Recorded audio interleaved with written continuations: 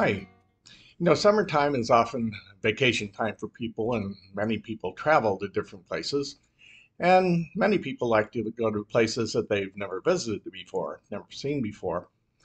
And most of us probably know the feeling of being in unfamiliar territory or culture or different country or geographical location. It's exciting sometimes to experience new people and places, but it can be a little bit uncomfortable and even a little scary at sometimes if we find ourselves someplace that is very, very foreign to us. Like when traveling to a different country, we may not be familiar with the language or the money exchange rate, or if the food and water is safe for us. And that's why we often choose to go places that are new to us, but within our comfort zone for dealing with new territory. Now, on the other hand, when we are forced into new territory by life's circumstances, it may not be so fun, exciting, or comfortable.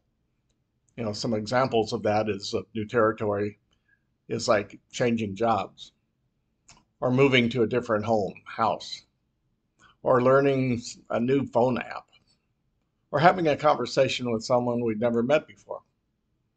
These are all examples of new territory.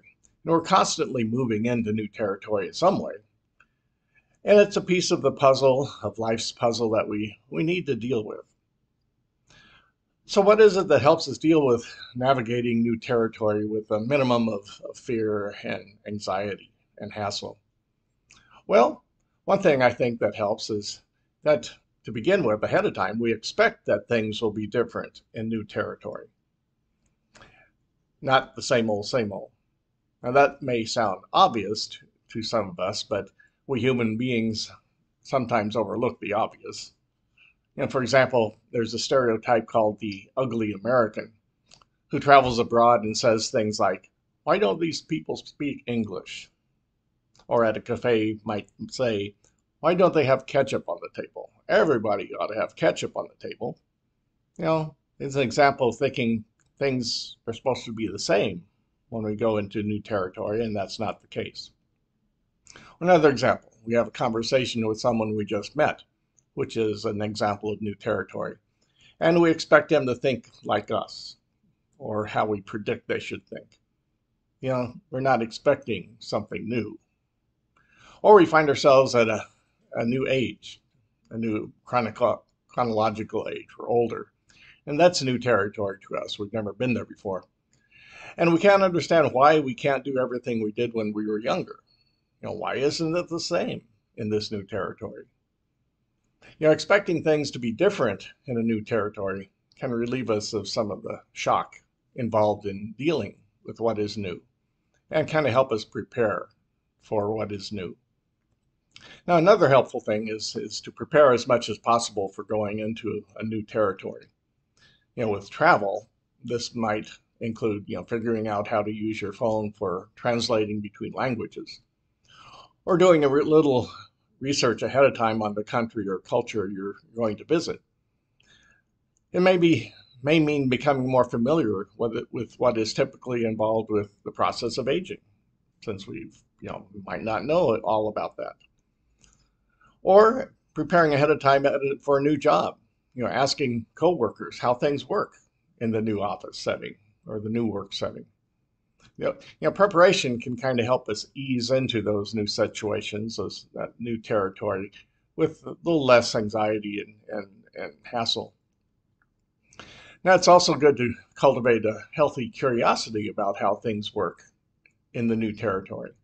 To ask questions like, why is this the way it is? Rather than proclaiming, well, this shouldn't be this way.